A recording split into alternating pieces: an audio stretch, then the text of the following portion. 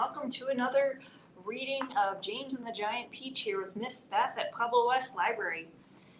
If you remember last time, James and his critter friends were inside the giant peach, bobbing up and down somewhere, rolling down a hill on a giant adventure. And they just landed somewhere, and they have no idea where they are, so they're going to crawl their way to the top and try to pop out to see exactly where their peach has taken them. So, we're on chapter 18, James and the Giant Peach by Roald Dahl. So let's see what happens. A minute later, they were out in the open, standing on the very top of the peach, near the stem, blinking their eyes in the strong sunlight and peering nervously around. What happened? Where are we? But this is impossible. Unbelievable. Terrible. I told you we were bobbing up and down, the ladybug said. So where do you think they are? They're bobbing up and down. What does that look like to you? We're in the middle of the sea, cried James. And indeed they were. A strong current and a high wind had carried the peach so quickly away from the shore that already the land was out of sight. All around them lay the vast black ocean, deep and hungry. Little waves were biddling against the sides of the peach. But how did it happen? They cried. Where are the fields and the woods? Where is England? Nobody, not even James, could understand how in the world a thing like this could have come about. Ladies and gentlemen, the old green grasshopper said, trying very hard to keep the fear and disappointment out of his voice. I am afraid that we find ourselves in a rather awkward situation.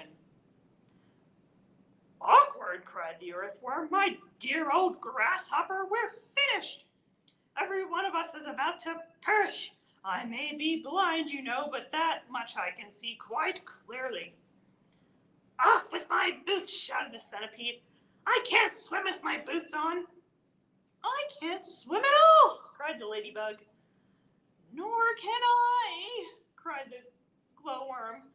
Nor I, said Miss Spider. None of us three girls can swim a single stroke. But you won't have to swim, said James calmly.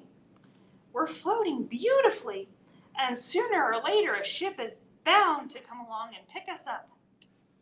They all stared at him in amazement. Are you quite sure we're not sinking? The ladybug asked.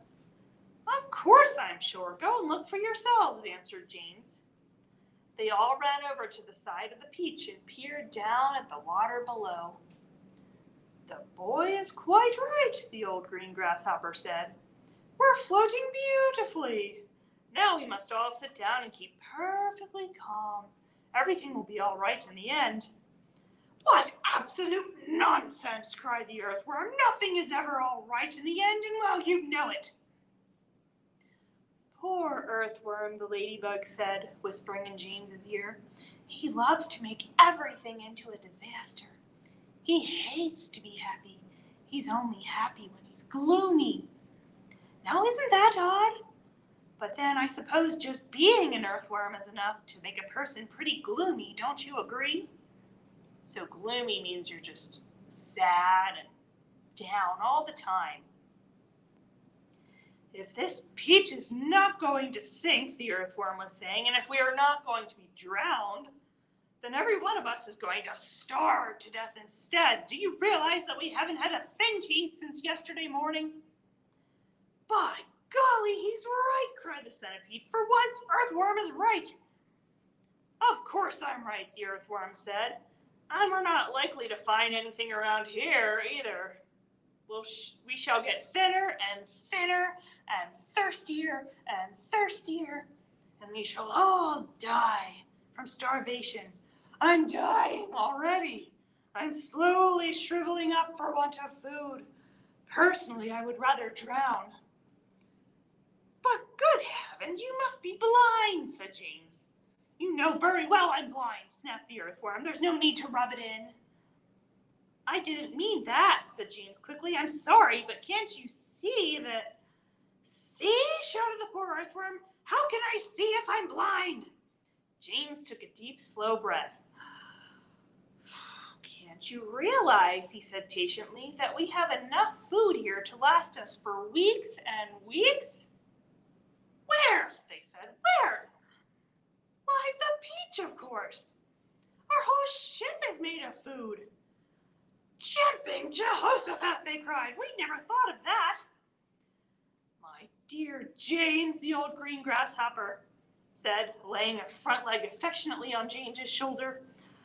I don't know what we'd do without you. You're so clever. Ladies and gentlemen, we are saved again. We are most certainly not, said the earthworm. You must be crazy. You can't eat the ship. It's the only thing that is keeping us up. We'll starve if we don't, said the centipede. And we shall drown if we do, cried the earthworm. Oh dear, said the old green grasshopper. Now we're worse off than before. Couldn't we just eat a little bit of it? Asked Miss Spider. I'm so dreadfully hungry. You can eat all you want, James answered. It would take us weeks and weeks to make any sort of a dent in this enormous peach. Surely you can see that. Good heavens, he's right again, cried the old green grasshopper, clapping his hands. It would take weeks and weeks, of course it would. But let's not go making a lot of holes all over the deck. I think we'd better simply scoop it out of the tunnel over there, the one that we've just come up by. An excellent idea, said the ladybug. What are you looking so worried about, earthworm? The centipede asked. What's the problem? The problem is, said the earthworm, the problem is that there is no problem. Everyone burst out laughing. Cheer up, earthworm, they said. Come and eat. And they all went over to the tunnel entrance and began scooping up great big chunks of juicy, golden-colored peach flesh. Ooh, that sounds very good. Oh, marvelous, said the centipede, stuffing it into his mouth. Delicious, said the old green grasshopper. Just fabulous, said the old glowworm. Oh, my, said the ladybug primly. What a heavenly taste. She looked up at James and she smiled. And James smiled back at her. They sat down on the deck together, both of them chewing away happily. You know, James, the ladybug said, up until this moment, I have never in my life tasted anything except those tiny little green flies that live on rose bushes. They have a perfectly delightful flavor, but this peach is even better. Isn't it glorious? Miss Spider said, coming over to join them. Personally, I had always thought that a big, juicy, caught-in-the-web bluebottle was the finest dinner in the world, until I tasted this. What a flavor, the centipede cried. It's terrific. There's nothing like it, and there never has been. And I should know because I personally have tasted all the finest foods in the world. So there's the glowworm eating big chunks of peach.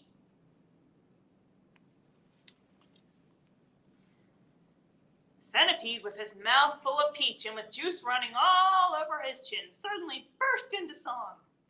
I've eaten many and strange and scrumptious dishes in my time, like jellied gnats and dandy prats and earwigs cooked in slime, and mice with rice. They're really nice when toasted in their prime, but don't forget to sprinkle them with just a pinch of grime. I've eaten fresh mud burgers by the greatest cooks there are, and scrambled dregs and stink bugs' eggs and hornets stewed in tar, and pails of snails and lizards' tails, and beetles by the jar. A beetle is improved by just a splash of vinegar. I often eat boiled slobbages. They're grand when served beside minced doodlebugs and curried slugs. And have you ever tried mosquitoes' toes and womfish rolls? Most delicately fried. The only trouble is they disagree with my inside.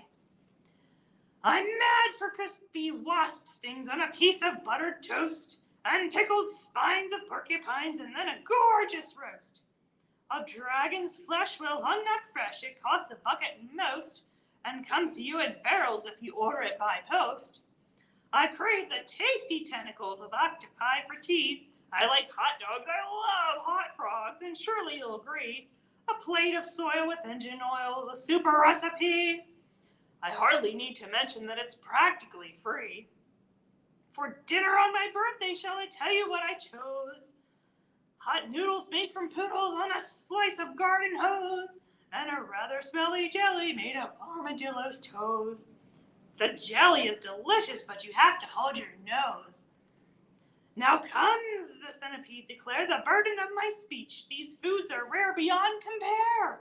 Some are right out of reach, but there's no doubt I'd go without a million plates of each for one small mite, one tiny bite of this fantastic peach. There he is, singing his song.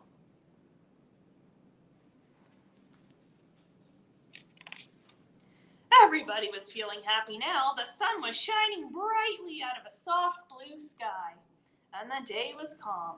The giant peach with the sunlight glinting on its side was like a massive golden ball sailing upon a silver sea. Look, cried the centipede just as they were finishing their meal. Look at that funny, thin, black thing gliding through the water over there. They all swung around to look. There are two of them, said Miss Spider. There are lots of them, said the ladybug. What are they? Asked the earthworm, getting worried. They must be some kind of fish, said the old green grasshopper. Perhaps they have come along to say hello. They're sharks, cried the earthworm. I'll bet you anything you like that they are sharks and they have come along to eat us up. What absolute rot, the centipede said, but his voice seemed suddenly to have become a little shaky, and he wasn't laughing. I am positive they are sharks, said the earthworm. I just know they are sharks. And so, in actual fact, did everybody else. But they were too frightened to admit it. There was a short silence, and they all peered down anxiously at the sharks, who were cruising slowly round and round the peach. Just assuming that they are sharks, the centipede said, there still can't possibly be any danger if we stay up here. But even as he spoke, one of those thin black fins suddenly changed direction and came cutting swiftly through the water, right up to the side of the peach itself. The shark paused and stared up at the company with small eyes. Go away, they shouted. Go away, you filthy beast. Slowly, almost lazily, the shark opened his mouth, which was big enough to have swallowed a perambulator, another word for a baby carriage, and made a lunge at the peach. They all watched, aghast. And now, as though at a signal from the leader, all the other sharks came swimming in toward the peach, and they clustered around it and began to attack it furiously. There must have been 20 or 30 of them at least, all pushing and fighting and lashing their tails and churning the water into an absolute froth. Panic and pandemonium broke out immediately on top of the peach. Oh, we're finished now, cried Miss Spider, wringing her feet. They'll eat up the whole peach, and then there'll be nothing left for us to stand on, and then they'll start on us. So there's one of the sharks that's so voraciously eating the peach. She's right, shouted the ladybug. We are lost forever.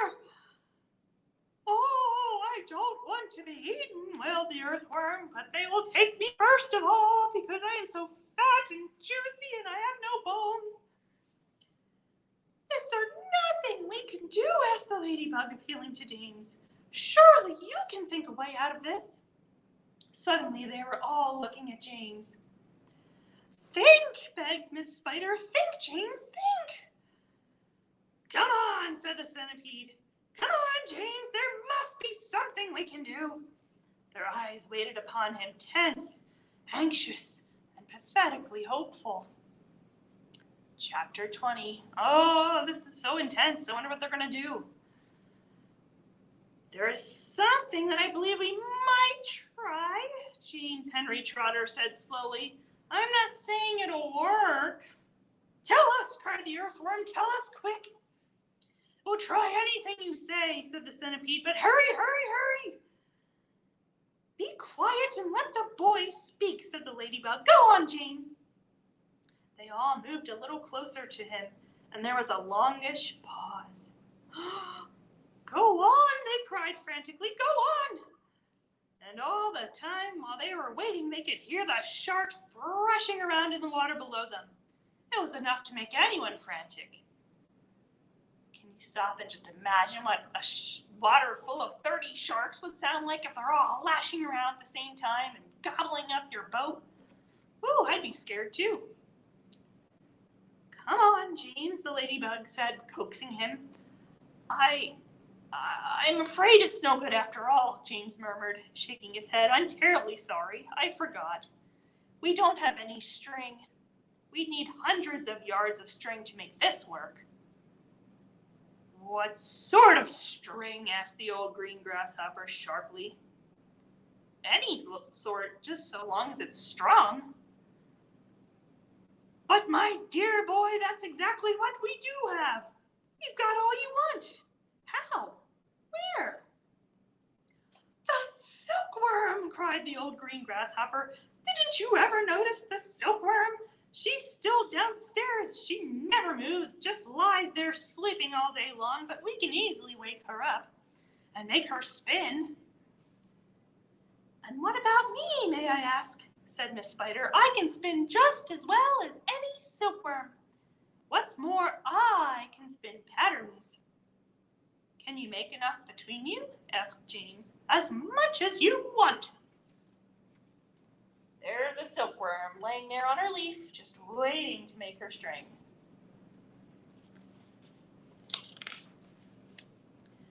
And quickly you can make it? Of course, of course. And would it be strong? The strongest there is. It's as thick as your finger. But why? What are we going to do? I'm going to lift this peach clear out of the water, James announced firmly. You're mad, cried the earthworm. It's our only chance. The boy's crazy. He's joking. Go on, James, the ladybug said gently. How are you going to do it? Skyhooks, I suppose, jeered the centipede. Seagulls, James answered calmly. The place is full of them. Look up. They all looked up and saw a great mass of seagulls wheeling around and around and around in the sky. I'm going to take a long silk string, James went on, and I'm going to loop one end of it around a seagull's neck, and then I'm going to tie the other end to the stem of the peach. He pointed to the peach stem, which was standing up like a short, thick mast in the middle of the deck. Then I'm going to get another seagull and do the same thing again, and then another and another. Ridiculous, they shouted. Absurd. Poppycock, balderdash, and madness. And the old green grasshopper said, how can a few seagulls lift an enormous thing like this up into the air? And all of us as well. It would take hundreds, thousands. There is no shortage of seagulls, James answered. Look for yourself. We'll probably need 400, 500, 600, maybe even 1,000, I don't know.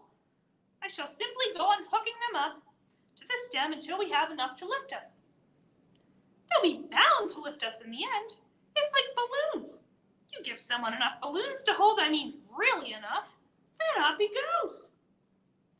And a seagull has far more lifting power than a balloon. If only we had the time to do it. If only we were not sunk first by those awful sharks. You're absolutely off your head, said the earthworm. How on earth do you propose to get a loop of string around a seagull's neck? I suppose you're going to fly up there yourself and catch it. The boy's dotty, said the centipede. Let him finish, said the ladybug. Go on, James. How would you do it? With bait. Bait? What sort of bait? With a worm, of course. Seagulls love worms. Didn't you know that? And luckily for us, we have here the biggest, fattest, pinkest, juiciest earthworm in the world. You can stop right there, the earthworm said sharply. That's quite enough. Go on, the other said, beginning to grow interested. Go on. The seagulls have already spotted him, James continued. That's why there are so many of them circling around. But they dare not come down to get him while all the rest of us are standing here. So this is what— Stop! Cried the earthworm. Stop, stop, stop. I won't have it. I refuse. Be quiet, said the centipede. Mind your own business. I like that. My dear earthworm, you're going to be eaten anyway, so what difference does it make whether it's sharks or seagulls? I won't do it.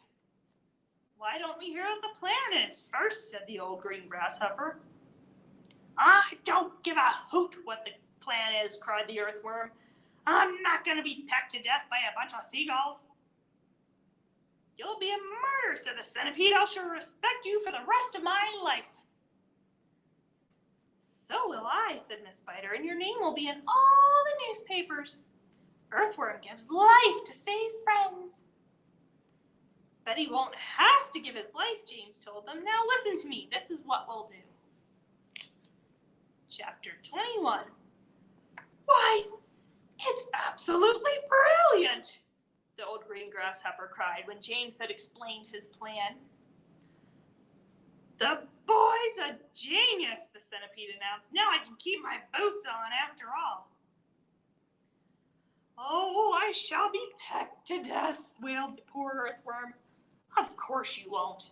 I will, I know I will. And I won't even be able to see them coming at me because I have no eyes. James went over and put an arm gently around the earthworm's shoulders.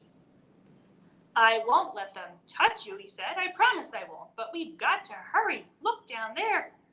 There are more sharks than ever now around the beach. The water was boiling with them. So can you imagine it now? When you've seen a pot of water boiling on the stove, you can see there's the water just jumping all over the place. So that's what the water is like around the beach now with all the sharks. There must have been 90 or 100 at least. And to the travelers up on top, it certainly seemed as though the beach were sinking lower and lower into the water. Action stations, James shouted. Jump to it. There's not a moment to lose. He was the captain now, and everyone knew it. They would do whatever he told them to do. All hands below deck except Earthworm, he ordered. Yes, yes, they said eagerly as they scuttled into the tunnel entrance. Come on, let's hurry. And you, Centipede, James shouted, hop downstairs and get that silkworm to work at once. Tell her to spin as she's never spun before. Our lives depend on it. And the same applies to you, Miss Spider. Hurry on down, start spinning. In a few minutes, everything was ready. It was very quiet now on top of the peach. There was nobody in sight, nobody except the earthworm. One half of the earthworm, looking like a giant, great, thick, juicy pink sausage, lay innocently in the sun for all the seagulls to see. The other half of him was dangling down the tunnel. James was crouching close beside the earthworm in the tunnel entrance, just below the surface, waiting for the first seagull, and he had a loop of string ready in his hands. There's the earthworm hanging out of the hole there. The old green grasshopper and the ladybug were further down the tunnel, holding on to the earthworm's tail, ready to pull him quickly in out of danger as soon as James gave the word. And far below, in the great hollow stone of the peach, the glowworm was lighting up the room so that the two spinners, the silkworm and Miss Spider, could see what they were doing. The centipede was down there too, telling them both frantically to greater efforts, and every now and again James could hear his voice coming up faintly from the depths, shouting, Spin, silkworm, spin! You great lazy brute, faster, faster, or I'll throw you to the sharks. Here comes the first seagull, whispered James. Keep still, earthworm. Keep still. The rest of you, get ready to pull. Please don't let it spike me, begged the earthworm. I won't. Shh. Out of the corner of one eye, James watched the seagull as it came swooping down toward the earthworm. And then suddenly it was so close that he could see its small black eyes and its curved beak. and the beak was open, ready to grab a nice piece of flesh out of the earthworm's back. "Pull!" shouted James. The old green grasshopper and the ladybug gave the earthworm's tail an enormous tug, and like magic, he disappeared into the tunnel. At the same time, up went James's hand, and the seagull flew right into the loop of silk that he was holding out. The loop, which had been cleverly made, tightened just the right amount, but not too much, around its neck, and the seagull was captured. "Hooray!" shouted the old green grasshopper, peering out of the tunnel. "Well done, James." Up flew the seagull with James paying out the silk string as it went.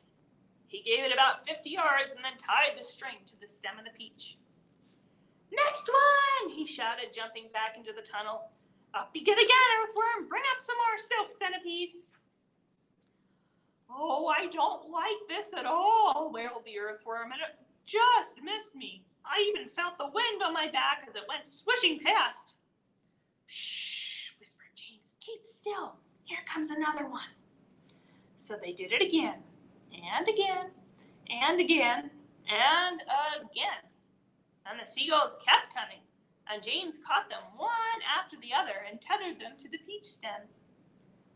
100 seagulls, he shouted, wiping the sweat from his face. "Keep going," they cried. "Keep going, James." 200 seagulls, 300 seagulls, 400 seagulls. The sharks, as though sensing that they were in danger of losing their prey, were hurling themselves at the peach more furiously than ever. And the peach was sinking lower and lower still into the water. 500 seagulls, James shouted. "Silkworm says she's running out of silk," yelled the centipede from below. "She says she can't keep it up much longer, nor can Miss Spider." "Tell them they've got to," James answered. "They can't stop now." "We're lifting," somebody shouted. "No, we're not. I felt it. Put on another seagull, quick. Quiet, everybody. Quiet, here, it's coming now."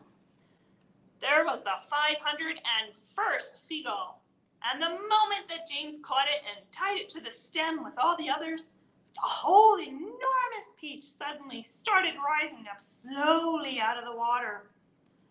"Look out, here we go. Hold on, boys." But then it stopped, and there it hung. It hovered and swayed, but it went no higher. The bottom of it was just touching the water. It was like a delicately balanced scale that needed only the tiniest push to tip it one way or the other. "One more will do it," shouted the old green grasshopper, looking out of the tunnel. "We're almost there." And now came the big moment. Quickly, the 502nd seagull was caught and harnessed to the peach stem. And then suddenly, slowly, majestically, like some famous golden balloon, with all the seagulls straining at the strings above, the giant peach rose up, dripping out of the water, and began climbing towards the heavens. Wow, that was one of my favorite chapters so far. James had some pretty good ideas there, and you can see here, he tied up all those seagulls, and now he's lifting the peach way out of the ocean, away from those hungry sharks. And I think that is a very good place to stop. That was certainly intense. We'll see what happens in chapter 23 next week for another episode of the Page Turners at 6:30 on Monday night with Miss Beth. So I hope you're enjoying our book so far, James and the Giant Peach, and I really hope to see you next time. Bye.